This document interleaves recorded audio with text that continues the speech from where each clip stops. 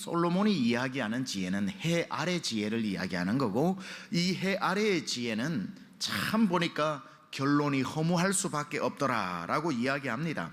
왜 이 지혜자가 세상의 모든 지혜를 섭렵한 다음에 해 아래 지혜가 허무할 수밖에 없다고 이야기하는지, 저는 오늘 여러분과 함께 해 아래 지혜의 허무한 이유를 몇 가지 한번 본문에서 찾아보려고 합니다.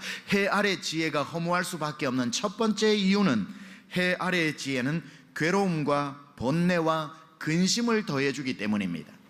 해 아래의 지혜는 괴로움과 번뇌와 근심을 더해주기 때문입니다. 먼저 12절에서 14절까지 그가 해 아래 지혜를 뭐라고 이야기합니까? 나 전도자는 예루살렘에서 이스라엘 왕이 되어 마음을 다하며 지혜를 써서 하늘 아래에서, 해 아래에서 행하는 모든 일을 연구하며 살핀즉 이는, 결론이 뭐예요? 괴로운 것이니 하나님이 인생들에게 주사 수고하게 하신 것이라. 그리고 18절을 한번 읽어보겠습니다. 18절 같이 시작. 지혜가 많으면 번뇌도 많으니 지식을 더하는 자는 근심을 더하느니라. 왜 해 아래의 지혜가 많아지면 많아질수록 사람이 괴로움이 커지는 것일까요? 왜 이 좋은 지혜를 쌓으면 쌓을수록 기쁨이, 희락이 많아야 되는데 이 지혜자는 쌓이는 게 근심이고 번뇌가 많아지고 심지어 괴롭다고 말하는 것일까? 이것은 지식 무용론을 이야기하는 게 아닙니다. 지식은 다 필요하죠. 그러니 여러분 지난주에도 지식을 쌓으신 거 아닙니까? 그런데 이 지혜자 솔로몬이 지혜를 쌓고 지식을 쌓고 쌓다 보니까 한 가지를 발견합니다. 뭘 발견하냐면 이 지혜가 향하고 있는 방향, 이 지혜의 끝, 이 지혜를 통해 해 아래 지혜가 닿으려고 하는 종착역을 그는 발견하고 난 뒤에 소스라치게 놀라는 겁니다. 하나님을 가장 사랑했다고 하는 왕 중에 한 명인 솔로몬이 해 아래의 지혜를 연구하고 탐구하고 조사하고 면밀히 관찰하다가 깜짝 놀란 한 가지는, 그 지혜가 향하고 있는 방향이 매우 위험스러웠다는 거지요. 여러분, 칼은 무서운 것도 안 무서운 것도 아닙니다. 그러나 이 칼이 무서울 때는 언제냐면 그 칼끝이 나를 향하고 있을 때, 그때 무서워지는 것처럼 지혜는 무서운 것도 무섭지 않은 것도 아닌데 이 지혜가 가리키는 방향을 보면 굉장히 놀라울 수밖에 없다는 것. 자, 그렇다면 솔로몬이 경험한 이 지혜의 칼끝이 어디를 향하고 있는가 봤더니 하나님을 향하고 있더라는 거예요. 좋은 뜻에서 하나님을 향하는 것이 아니라 하나님을 대적하는 의미에서 이 지혜는 하나님과 같아지려고 하는 지혜, 하나님을 대적하는 지혜로 향하고 있다는 것을 알고 번뇌가 커지고 괴로움이 커지더라는 겁니다. 자, 제가 증거를 대보겠습니다. 이 지혜가 왜 하나님을 대적하는 곳으로 향하고 있는지. 아담과 하와가 에덴 동산에서 선악과를 따먹는 이유는 지혜로워지기 위해서입니다. 그렇죠? 보암직도 하고 먹음직도 하고 지혜로울 만큼 탐스러운 지혜를 얻기 위해서 선악과를 따먹죠. 지혜를 얻는 그 목적이 뭐였습니까? 사탄이 여기서 이야기해 주죠. 하나님과 같이 되는 것, 하나님처럼 되는 것. 해 아래 지혜의 목표, 그 방향이 어디냐면 내가 지혜를 쌓아 하나님처럼 되려고 하는 것, 더하여 하나님보다 나아서 하나님 필요 없이 살도록 하는 것. 유토피아를 만들고 테크노피아를 만들고 이 땅의 패러다이스를 만드는 것은 하나님 만든 천국이 필요 없도록 만드는 것. 지혜로울 만큼 탐스러운 그 선악과를 먹었던 이유는 하나님같이 되려는 것. 이게 지혜의 방향성이고 위험성이라는 거죠. 여러분, 성경에 나오는 가장 기술이, 인간의 모든 기술이 집약되어져 있는 결정체가 뭔 줄 아세요? 인간의 모든 기술을 다 동원해야만 만들어낼 수 있는 인간 지혜의 결정체, 인간 기술의 결정체가 바벨탑입니다. 여러분, 바벨탑이 요즘도 저 롯데타워 하나 짓는데 100 몇십 층만 되어도 우와 하고 아시아 최대, 세계 최고 높이라고 놀라는데, 그 옛날 그 당시에 인간이 쌓았던 바벨탑은 하늘에 닿을 정도였다고 합니다. 여러분, 고층 건물 하나 올리는 데는 그냥 벽돌을 쌓아 올린다고 되는 게 아니지요. 구조도 연구해야 되고 기하도 동원해야 되고 수학도, 무너지지 않는 미학적, 그리고 석공, 운방 기술, 인간의 기술의 총체가 바로 바벨탑이라는 겁니다. 그런데 인간의 모든 지혜를 다 동원해서 쌓는 이 바벨탑의 목적이 뭡니까? 하늘에 닿자는 겁니다. 하나님처럼 되자는 겁니다. 그렇죠?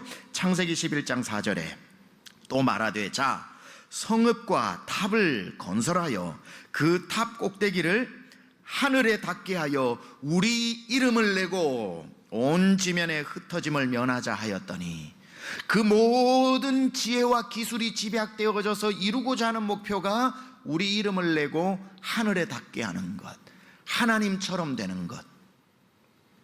바벨탑의 최종적인 목적은 뭘까요?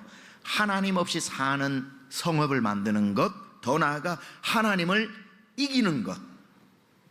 바벨탑은 하나님을 대적하는 인간 기술의 상징물이죠.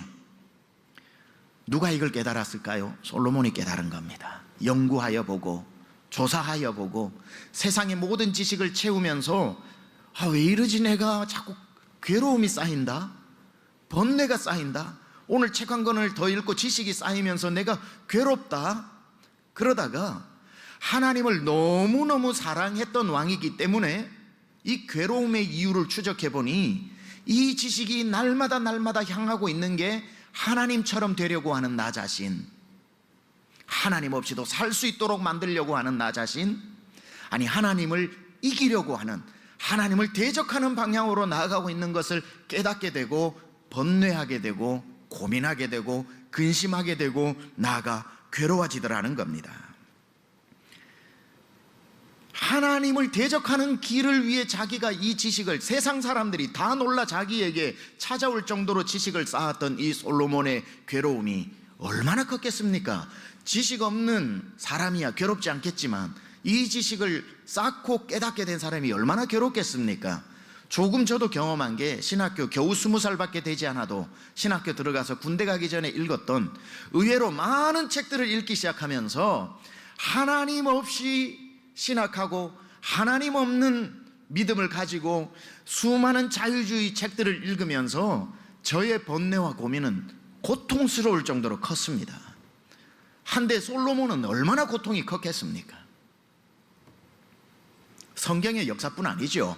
인간의 기술과 인간의 지혜는 참 어쩜 그렇게도 가면 갈수록 하나님을 대적하고 파괴적인지 역사가 이야기해 줍니다. 1866년에 알프레드 노벨이 건축사업과 산업과 탄광에 도움을 주기 위해서 상업용으로 개발한 다이너마이트, 좋은 뜻에서 최고의 지혜를 자기가 동원해서 유익을 위해 만들어 놓은 그것이 살상무기가 될 줄은 몰랐던 거죠. 후회한 겁니다. 죽기 전에 나의 기술이 전쟁의 파괴적인 다이너마이트가 될 줄 누가 알았습니까?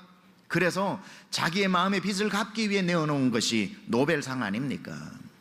인간 중에 가장 똑똑하다고 하는 아인슈타인이 상대성 이론을 만들어내었을 때 세계가 경탄했지요. 그런데 그 상대성 이론이 핵무기의 가장 중요한 공식이 될 줄 누가 알았겠습니까? 인간의 지혜의 끝이 어쩜 이렇게 천편일률적으로 파괴적으로 가는지. 여러분, 세상의 모든 기술이 집약되어져 있는 게 뭔 줄 아십니까? 전쟁 무기입니다. 인간의 기술이 항상 파괴적으로 간다는 것은 바로 에덴 동산에서 그 지혜를 탐함으로 말미암아 하나님같이 되려고 하는 그러한 데서 출처를 찾을 수 있는 겁니다. 칼 마크스가 대형 박물관에서 자기 인생을 걸고 필작으로 만들어낸 자본론, 세상 사람들이 그 책을 읽고 경탄을 했습니다. 어찌 인간의 지혜에서 나온 이 방대한 책이 나올 수 있는가라고 놀랐지만, 결국은 그 자본론은 공산주의를 만들어내고 대량 학살을 만들어내는 교과서가 되고 말았던 겁니다. 그 책에서 종교는 인민의 아편이라고 이야기하면서 하나님을 대적하는 책이 되었던 건 우리는 너무나도 잘 알고 있지요. 인간의 지혜는 항상 발전하면 발전할수록 하나님을 대적하는 쪽으로 흘러가고 있더라는 겁니다. 앞으로도 많이 그러한 일이 생기겠지만 그것이 무엇이든지 간에, 그게 핵무기든지 간에, 그것이 원자폭탄이든지 간에, 다이너마이트든지 간에, 그것이 한 권의 책이든지 간에 그것은 바벨탑의 아류에 불과하지 않지요. 다 바벨탑들입니다. 인간학문의 최선봉이라고 하는 프랑스 철학, 특히 후기 포스트 모더니즘 그리고 후기 구조주의의 총아라고 하는 사람들이 프랑스 구조주의 학파들, 얼마 전에 죽었던 미셸 푸코와도 같은 사람들, 이런 사람들이 만들어내는 인간 지혜의 정점이 뭐냐면은 모든 것을 파괴시키는 것이요, 인간의 범주를 다 허무는 겁니다. 그래서 동성, 남과 성과 속이라고 하는 책에서도, 성의 역사라고 하는 책에서도 성의 경계를 다 허물어버리고 그 자신이 어디까지 가냐면 소아성애자까지 가게 되어지는, 모든 것을, 인간의 지혜가 닿는 지점은 하나님의 창조의 질서를 반하는 곳으로 가고 있더라는 겁니다. 이게 지혜의 위험성이라는 거지요.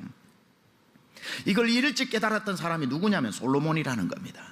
솔로몬이 지혜를 쌓다가 지혜로운 자였기 때문에 그 지혜의 방향성도 읽을 수 있었겠지요. 너무 놀란 겁니다.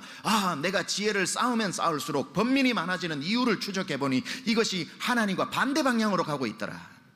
하나님처럼 되려고 하더라. 아니, 하나님을 이겨 먹으려고 하는 지혜다.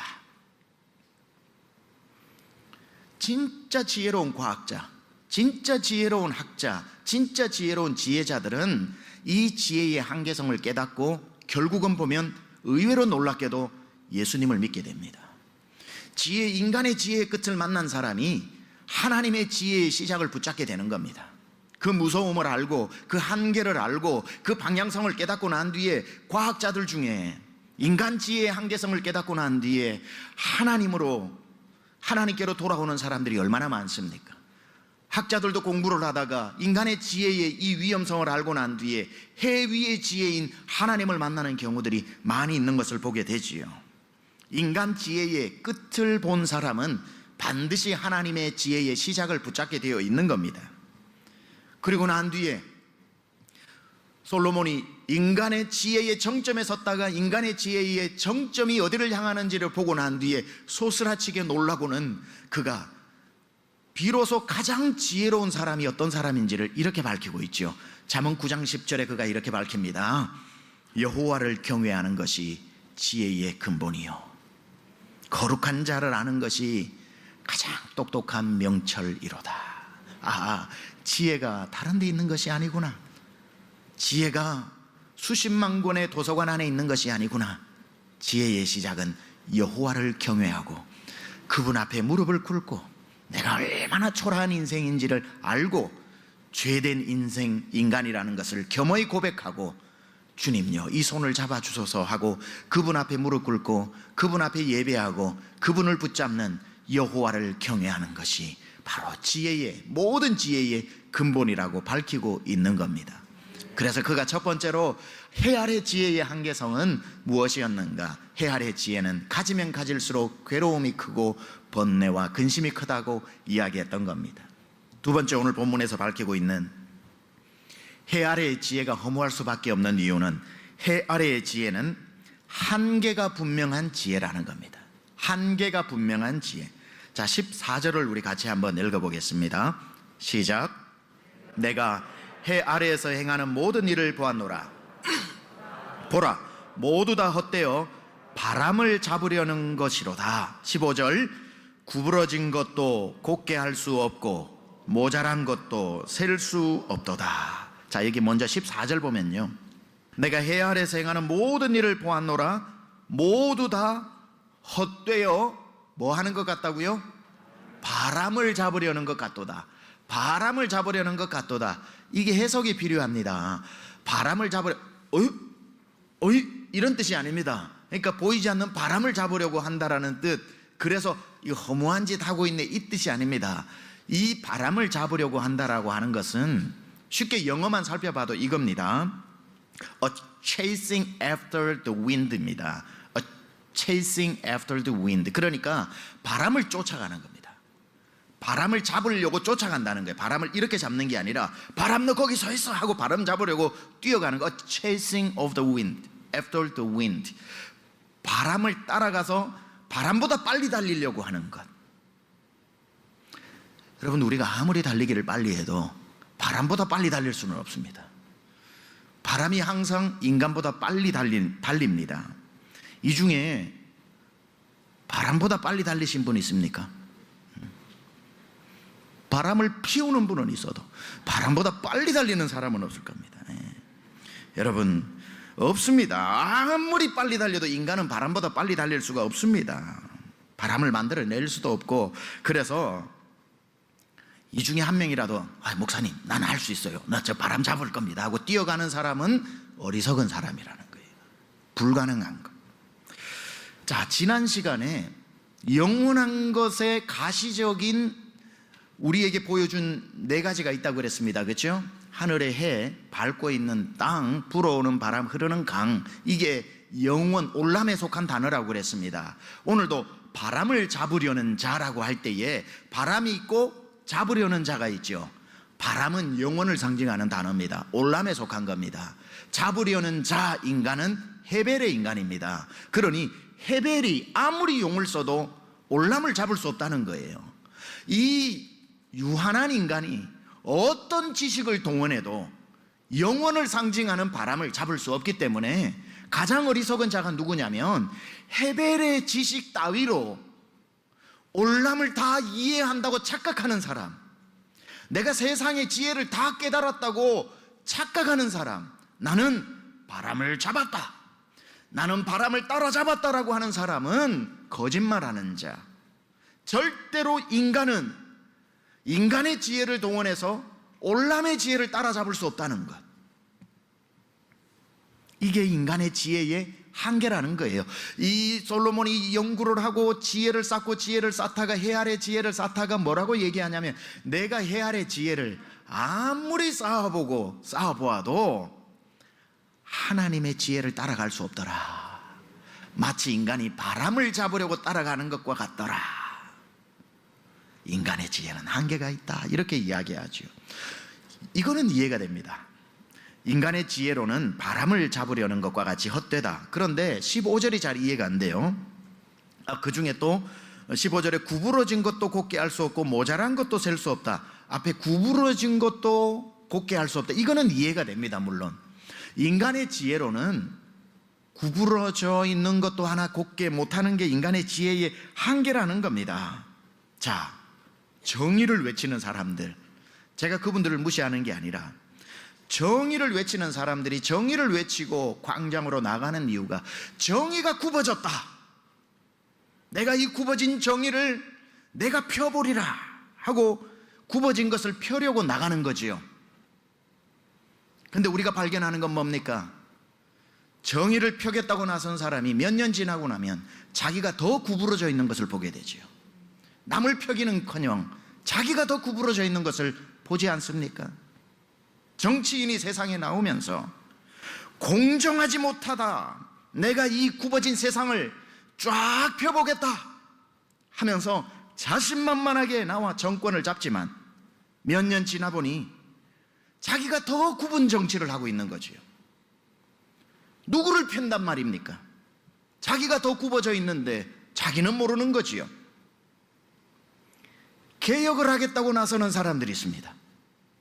개혁을 하겠다고 나섰는데 몇 년 지나고 나면 제일 개혁 대상이 그 사람이 되어 있지요. 이것이 인간의 한계입니다. 인간은 인간의 지혜를 다 동원해도 굽어진 것 하나 인간의 지혜가 펴낼 수 없더라는 겁니다. 정치인도 경제인도 사회 정의를 외치는 사람도 올람의 지혜를 가져야지, 이 세상의 지혜로는 굽은 것 하나 펼 수 없다는 뜻입니다. 그래서 솔로몬과 다윗은 모든 인간의 지혜를 동원해서 나라를 다스려야 함에도 불구하고 이 세상에 있는 지혜를 가지고 통치하지 않기로 했죠. 어떻게 통치를 했습니까? 하나님 앞에 무릎 꿇고 하나님, 하나님의 지혜를 주십시오, 하나님, 하나님께서 가르쳐 주십시오, 여호와를 경외하는 것이 지혜의 근본임을 알고 세상을 펴는 법을 올람의 지혜를 동원하지 않고 헤벨의 지혜를 동원하지 않고 올람의 지혜를 빌어서 하나님께서 다스려 달라고 겸손히 무릎 꿇는 사람, 하나님은 그 사람을 통해서 세상을 변화시키는 줄 믿습니다. 구부러진 것을 인간의 지혜로 펼 수 없다고 오늘 지혜자가 이야기합니다. 이건 다 읽으면 이해가 되는 말입니다. 그런데 15절의 뒷부분이 이해가 되지 않습니다. 모자란 것도 셀 수 없다. 모자란 것도 셀 수 없다는 뜻이 뭡니까? 이걸 그대로 원어를 다시 해석하면 인간의 지혜로는 존재하지 않는 것을 셀 수 없다. 당연하겠죠. 아니, 존재하지 않는데 몇 개가 있냐 물어볼 수도 없고, 존재하지 않는 것을 보고 어떻게 생겼냐 물어볼 수도 없고, 존재하지 않는 것을 설명해 낼 길이 없죠. 어떤 게? 인간의 지혜가. 인간의 지혜는 굽은 것도 펼 수 없고 존재하지 않는 것을 셀 수도 없는 그런 지혜다. 지혜의 한계를 이야기하는 겁니다. 그래서 세상의 지혜는 뭐냐면 눈에 보여야만 알 수 있고, 눈에 보여야만 믿을 수 있고, 눈에 보여야만 그것을 학문으로 인정할 수 있겠지요. 왜? 보이지 않는 것은 셀 수 없는 존재이기 때문에. 그래서 우리가 세상의 지혜를 다 가진 사람에게 하나님 믿으십시오 그러면은 그분들이 하는 첫 번째 말은 하나님 보여줘봐. 그럼 내가 믿지. 하나님 보여줘봐. 믿지. 천국 내 눈에 보여줘봐. 믿지 마라 그래도 믿지. 인간의 지혜의 한계는 보여줘야만 믿고, 손에 잡혀야만 카운트할 수 있고 셀 수 있고, 내 눈에 보여야 천국이 있다고 인정할 수 있는 것이 지혜의 한계더라는 겁니다. 그러나 하늘에 속한 지혜는 어떤 지혜입니까? 눈에 보이지 않아도 있다는 것을 인정하게 만드는 지혜.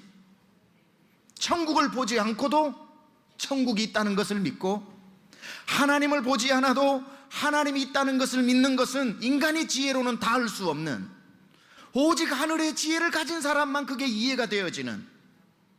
권사님 50년 동안 교회 다니시는데 하나님 눈으로 봤수?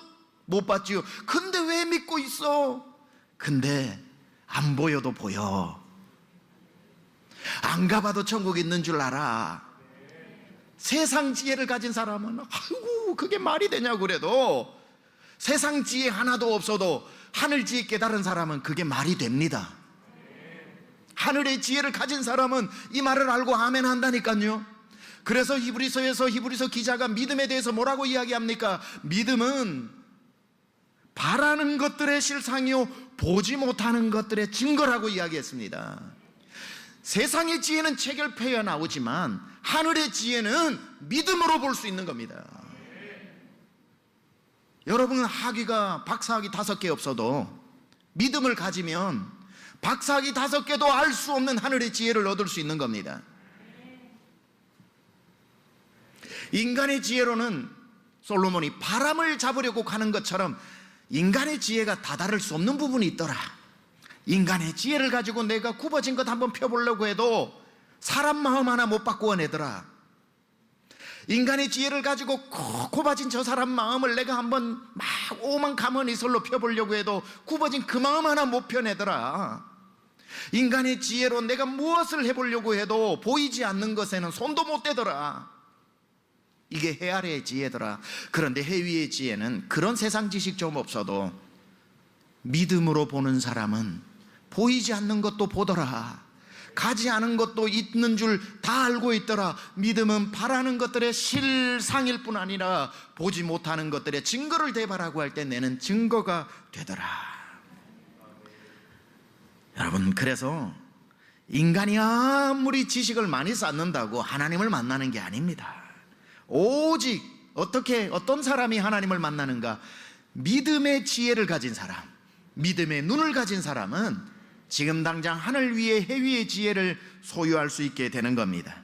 그래서 세상에서 가장 똑똑하다고 하는 철학자요, 발명가요, 수학자요, 심리학자요, 작가였던 파스칼이 이런 말을 했죠. 망원경을 들고 하늘을 보면 우주가 보이고 눈을 감고 하늘을 보면 하나님 나라가 보인다. 망원경으로, 인간 지혜의 초화인 망원경을 가지고 보면 우주가 보이겠지만 지금 당장 눈을 감고 하늘을 보면 하나님의 나라가 보이는 겁니다. 여러분은 이 하나님의 나라를 보는 눈이 열리시기를 축원합니다. 세 번째, 해 아래의 지혜가 허무할 수밖에 없었던 이유는 이 지혜자가 세 번째 것을 깨닫게 되었습니다. 해 아래의 지혜는 만족을 주지 못하는 지혜다. 아무리 가져봐도 만족이 안 되더라는 거예요. 16절 17절 같이 한번 읽어봅니다. 16절 17절 시작.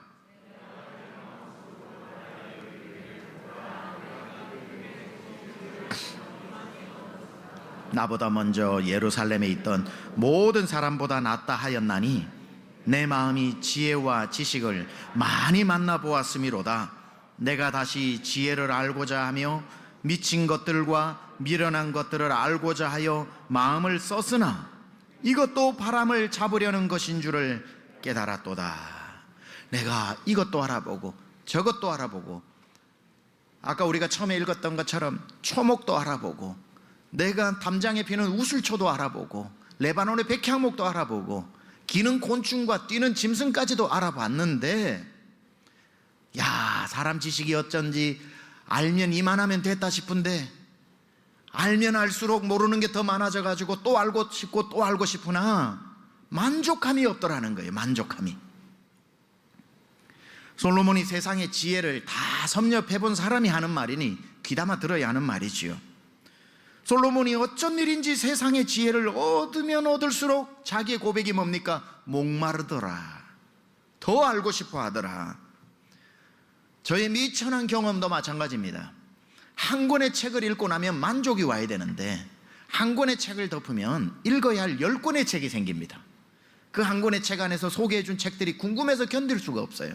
그래서 또 주문해서 사서 10권을 읽고 나면 읽어야 할 100권의 책이 남아 있습니다.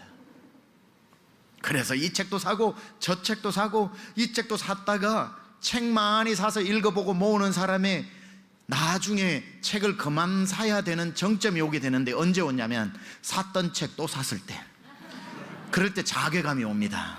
딱 샀는데 보면 있어. 아, 내가 책 욕심에 빠졌구나. 물은 마시면 해갈이 되는데 마셔도 해갈이 안 되는 물이 있죠. 바닷물이죠. 해 아래 지식은 바닷물과 같아서 마시고 축적할수록 만족이 아니라 갈증이 심해지는 거예요. 갈증이 심해지는 거예요. 그래서 해 아래의 지식을 바람을 잡으려고 쫓아가는 것처럼 이런 어떤 한계가 분명하고, 내가 아무리 쌓아봤지만 이만하면 됐다는 순간이 오지 않더라. 하나님의 지혜는 일자 무식꾼이라도 경험하고 나면 사람을 보며 세상을 볼 때 만족함이 없었네, 나의 하나님 그분을 볼 때 나는 만족하겠네 하고 그 얼굴에 번민도 없고 근심도 없고 괴로움도 없이 콩나물 하나를 팔아도 그렇게 기쁜 얼굴로 살아가고 있는 얼굴들이 있는데, 그건 세상의 지혜를 쌓는다고 되는 것이 아니라, 왜 또 세상의 지혜를 쌓는 사람은 기쁨과 희락이 커져야 되는데 근심이 커지는지? 왜냐하면 목마르기 때문에. 계속 쌓을수록 목마른 거예요. 이게 아닌데, 내가 또 더 알아야 될 것 같은데. 물론 그 아는 것에 학자들은 그래야겠지만 무용론을 이야기하는 것이 아니라, 무용론이 아니라 한계를 이야기하는 거예요. 한계. 여러분, 우리가 추구해야 되는 것은 해 아래의 바닷물이 아니라 해 위의 생수인 줄 믿습니다. 그래서 예수님은 바닷물이 아니라 생수입니다. 한 번 먹으면 시원해져서 다시는 목마름이 없는, 그래서 예수님께서 말씀하셨죠. 누구든지 내게로 와서 이 생수를 마셔라. 나를 믿는 자는 그 배에서 생수의 강이 흘러나리라. 하늘 위의 지혜, 목마르지 않는 지혜, 생수의 지혜를 마신 사람의 고백인 줄 믿습니다. 생수인지 내가 지금 마시는 것이 해 아래의 지혜인 소금물인지 해 위의 지혜인 생수인지를 적어도 구분할 줄은 알아야지요. 세상의 지혜를 쌓으면 쌓을수록 만족하기는커녕 더 바쁘고 더 불만족스럽고 더 알고 싶은 것이 세상의 지혜더군요. 이걸 알고 나면, 모를 때 모르지만 이걸 알고 나면 저걸 알고 싶어지고, 저걸 알고 나면 이걸 알고 싶어서 계속 알려고만 합니다. 땅을 연구하고 나면 하늘을 연구하고 싶고, 천체를 알고 나면 곤충을 연구하고 싶고, 곤충을 연구하고 나면 그들이 깃들어 사는 산천초목 식물을 알고 싶고, 식물을 공부하다 보면은 식물의 끝에 달린 커피를 알고 싶고, 커피를 알고 나면 커피 마시면서 듣고 싶어서 클래식을 알고 싶고, 클래식을 알고 나면 좋은 소리를 듣고 싶어 소리를 연구하게 되고, 소리를 연구하다 보면은 스피커가 좋아야 된다고 그래서 집을 팔아서 스피커를 사기 시작을 하고, 그러다가 좀 분위기 낸다고 사진을 연구하게 되고, 사진을 담다 보니까 이렇게 실사적인 걸 담지 말고 내 창작물이 들어가는 그림을 해보자 해서 그림을 그리게 되고, 그렇게 또 하나의 지식은 또 하나로 연결되고 또 하나의 지식은 또 하나로 연결되면서 세상의 지식을 다 가지고 싶어서 그렇게 연구해서 마침내 세상의 지식을 다 섭렵한 그 사람이 뭘 모르느냐? 같이 살고 있는 아내의 마음을 모르더라는 거예요. 전도서의 결론은 항상 이겁니다. 지난주는 부부싸움 하지 마라. 세상 지혜 다 필요 없다. 같이 사는 와이프 마음이라도 알아줘라. 왜 딴 건 연구하면서 그건 연구를 안 하느냐?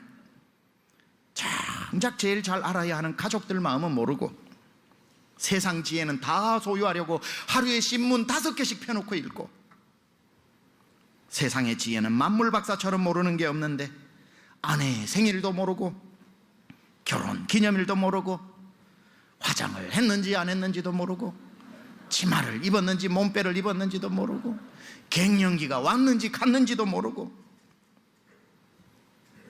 그래서 세상에 있는 남편들이 저를 포함해서 아내들에게 야단 맞는 바가지가 뭡니까? 한 가지입니다. 당신은 도대체 아는 게 뭐냐고. 나는 세상 걸 다 안다고 생각하는데 와이프가 볼 때는 하나도 모르는 사람이 당신이 아는 게 뭐가 있냐고. 그리고 남자들도 그걸 알아요. 남자들끼리 모여가지고 술 한잔 마시면서 뭐라고 얘기합니까? 여자들 마음은 도대체 모르겠다고 이렇게 또 얘기합니다. 내 세상 건 다 알아도 여자를 모르겠다. 가장 지난 세기에 세상에서 가장 지혜롭고 똑똑하다라고 하는 과학자 스티븐 하킹이 죽기 전에 했던 유명한 말이 있지요. 내 태어나 우주를 이해했지만, 빅뱅을 이론을 만들어낸 우주를 다 이해했지만 내 지금까지 모르는 건 여자의 마음이다. 그렇게 이야기를 했으니 또 여성분들도 좀 남자 이해해 주셔야 됩니다. 세상을 아는 게 더 쉬워요, 여자를 아는 것보다. 그래서 여러분의 마음을 잘 몰라도 또 여성들도 이해해 주셔야 됩니다. 심지어 이건 조크입니다. 어떤 남자가 저 로스앤젤레스 산타모니카 해변에서 저 하와이 쪽을 바라보면서 하나님께 기도합니다. 하나님, 나는 비행기 공포증이 있어가지고 비행기는 못 타는데 제 사랑하는 사람이 하와이에 살고 있으니 하나님 뭐든지 하실 수 있으시니까 여기 4차선 도로를 이 태평양 위로 내달라고 기도를 합니다. 그래서 하나님께서 내가 낼 수는 있다마는 너 한 사람을 위해서 그렇게까지 할 필요가 있겠냐? 내가 그냥 너 비행기 탈 수 있도록 해주면 되지 않겠냐? 이 사람이 생각하면서 그렇죠, 제 기도가 너무 욕심이 많죠. 그럼 그건 제가 알아서 할 테니까 한 가지만 더 하나님께 부탁을 드립니다. 뭐냐? 저 하와이에 사는 그 여자의 마음을 모르겠습니다. 하나님, 여자의 마음을 알 수 있는 그 지혜를 주십시오 하니까 하나님이 뭐라고 말씀하시냐면, 아까 몇 차선이라고 했냐? 이렇게 아까 몇 차선이라고 했냐? 하나님도 여자의 마음은 당신이 창조하시고도 모르실 때가 혹시 있는데, 조크라고 그랬습니다. 하나님도 헷갈리시는 여자의 마음을 남자들이 어떻게 다 알겠습니까? 그러니 또 여성분들도 이해를 좀 해주셔야 됩니다. 또 그렇다고 남자들이 오늘 설교 들었지 하지 마시고, 또 남편분들은 또 아내 세상 지식 다 갖춰놓고 와이프 생일도 모르면 됩니까? 알 건 알아야죠. 세상 지식 다 가졌다고 자랑하면서 밤새도록 소주 한 잔 놓고 지식 자랑하면서 서로 친구들끼리 모여 밤을 새우는 그 지식은 가지고 있으면서도 자라나는 사춘기 아이들 마음 하나 못 알아줘서 아이들 마음에 상처를 내고, 내 딸이 내 아들이 뭘 좋아하는지도 모르는 그 지혜가 무슨 필요가 있습니까? 만 가지 지식을 쌓는 것도 중요하지만 알아야 할 한 가지의 지식을 가지는 게 더 중요하지 않겠습니까? 지식에 중독되지 마십시오. 그 목마름은 끝이 없습니다. 많은 것을 알기보다 진짜 알아야 되는 몇 가지를 아는 것이 훨씬 낫겠죠. 언젠가 읽은 글을 그대로 한번 읽어 인용해 보겠습니다. 한번 읽어 드린 적도 있는데, 낭독의 발견이라는 TV 프로그램에서 원재훈 시인이 이런 말을 했다. 작년 가을에 잠자리 한 마리가 사무실로 날아왔습니다. 사무실에는 9개의 창문이 있습니다. 그런데 잠자리가 나가지 못하는 겁니다. 잠자리는 아시다시피 곁눈, 혼눈 합해서 10,000개의 눈을 가지고 있습니다. 그런데 그 10,000개의 눈이 다 필요 없었습니다. 창밖으로 나갈 수 있는 1개의 눈만 있으면 되는데 그 1개의 눈이 없었던 것입니다. 그것을 보고 생각했습니다. 나는 지금 10,000개의 눈을 가지고 있는 것이 아닌가. 1개만 필요한데 10,000개의 지식이 있어도 결정적인 한 가지 지식이 없어 무너진다. 인간의 지식과 기술은 10,000개, 100,000개로 놀랍도록 발전했다. 하지만 프란츠 카프카는 이렇게 말했다. 우리에게는 길이 없습니다. 우리가 길이라고 부르는 것들은 방향일 따름입니다. 1,000개의 문제에 대한 하나의 대답이 있다. 밖으로 나가는 길을 찾아내는 결정적인 한 개의 눈이 있다. 그것은 하나님을 아는 지식이다. 10,000개의 지식도 필요하지만 진짜 알아야 될 지식, 하나님을 모르는 10,000개의 지식은 목마름만 키워주더라는 거예요. 하나님을 아는 그 하나의 눈을 제대로 가지면 나중에는 그 하나의 렌즈를 통해 10,000개도 볼 수 있는 거지요. 그래서 다시 말씀드리지만 진짜 지혜는 잠언 9장 10절 여호와를 경외하는 것이 지혜의 근본이라고 했던 것입니다. 하나님을 모르고 쌓는 지혜들이 있다면 오늘 여러분의 모든 지혜를 바울이 그러했던 것처럼 내가 세상의 모든 지식을 사로잡아 그리스도 앞에 복종시킨다고 그랬습니다.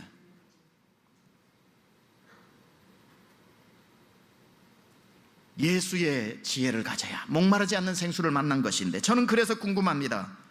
북쪽을 가리키는 나침판을 발견한 그 지혜자가 하나님은 왜 찾을 줄 몰랐는지, 길을 찾는 내비게이션을 만든 그 지혜로운 사람이 천국 가는 길은 왜 못 찾아내는지, 부동산의 모든 지식을 가진 그 지혜로운 사람이 천국의 집에는 왜 그토록 관심이 없는지, 해 아래의 집은 관심이 많으면서 해 위의 집은 왜 그렇게 관심이 없고, 해 아래에서 길 찾아가는 법은 찾아낸 사람이 해 위에 천국 가는 길은 찾아냈는지, 북쪽을 24시간 가리키는 나침판은 찾아냈으면서 내 영혼이 가리키는 하나님은 만났는지 저는 궁금한 겁니다. 이 얘기하고 마칩니다. 빌리 그레이엄 목사님 젊으셨을 때 이야기인데 그걸 조금 각색해서 여러분에게 말씀합니다. 빌리 그레이엄 목사님이 젊었을 때에, 많이 알려지지 않았을 때에 어느 교회에 부흥회를 가다가 교회를 못 찾고 길을 잃어서 어느 시장통 같은 데 들어갔습니다. 그러다 보니까 거기에 핫도그를 파는 사람, 한국말로 하면은 나물을 파는 사람이겠죠. 콩나물을 팔고 하는 분, 그 아주머니에게 묻습니다. 제가 어느 교회를 가려고 하는데 그 교회를 가는 길을 아십니까? 하니까 그 아주머니가 그것도 모르냐는 식으로, 그 교회요? 쭉 가서 왼쪽으로 돌아, 오른쪽으로 돌아, 왼쪽으로 가면은 바로 거기 있슈. 그렇게 이야기를 합니다. 그러니까 아이고 아주머니 고맙습니다. 오늘 저녁에 꼭 그 교회에 오세요. 왜요? 거기 오시면 제가 아주머니 천국 가는 길을 가르쳐 드리겠습니다. 안 가요. 아니 왜요? 교회도 가는 길 모르는 양반이 천국 가는 길은 어떻게 한대요? 그렇게 이야기를 했답니다. 교회 가는 길도 모르는 양반이 천국 가는 길은 어떻게 한대요? 여러분, 교회 가는 길은 경험만 많아도 갈 수 있겠지만, 지도를 잘 보는 사람이 갈 수 있겠지만, 천국 가는 길은 이 세상 지도 볼 줄 모르고 경험 없어도 어떻게 가요? 믿음으로 가는 것 아닙니까? 그래서 여러분, 지혜가 많은 사람들 훌륭하십니다. 제가 그분들을 무시하는 게 아닙니다. 그러나 그 지혜를 하나님 앞에 굴복시키는 지혜가 가장 위대한 지혜자입니다. 솔로몬은 하나님 앞에 구해서 지혜를 얻은 것보다 지혜를 구할 줄 아는 그 지혜가 가장 컸던 것처럼, 진짜 지혜자는 세상의 지혜를 다 가진 사람이 아니라 하나님이 내 인생에 필요하다라는 것을 아는 그 지혜가 가장 위대한 지혜입니다. 천국 가는 길, 예수님 이 말씀, 내가 곧 길이요 진리요 생명이니 나로 말미암지 않고는 하늘 위의 지혜 천국 하나님께로 올 자가 없느니라. 이 세상의 지혜로 바람을 잡으려는 것처럼 쫓아가지 말고 믿음의 눈 들어 우리를 구원하신 예수 그리스도를 보는 눈이 열리시기를 우리 주 예수 그리스도 귀하신 이름으로 축원합니다. 이제는 우리 주 예수 그리스도의 은혜와 하나님 아버지의 놀라우신 사랑하심과 성령님의 감화감동 내주교통 역사하심이 하루하루 살아가는 고단한 인생 가운데 세상의 지혜가 없어 한탄하지 아니하고 무릎 꿇고 하나님의 지혜를 구함으로 말미암아 어떤 일도 넉넉히 이기며 살기로 결단하고 다짐하고 큰 은혜 받고 돌아가는 사랑하는 심령들 머리머리 위에 지금부터 영원토록 함께 하옵시기를 간절히 축원하옵나이다. 아멘.